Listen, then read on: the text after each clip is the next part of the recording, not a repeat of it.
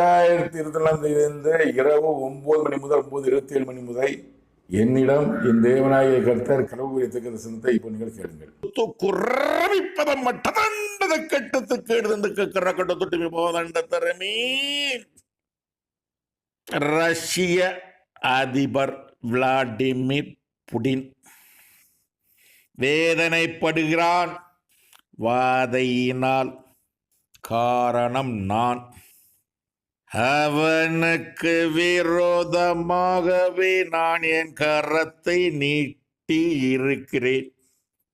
Ukraine ஜனங்கள் வேதனைப்படுகிறார்கள். காரணம் அவன் விளாடிமிர் புடின்.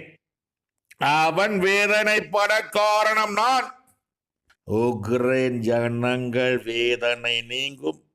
விளாடிமிர் புடின் வேதனை நீங்கும்.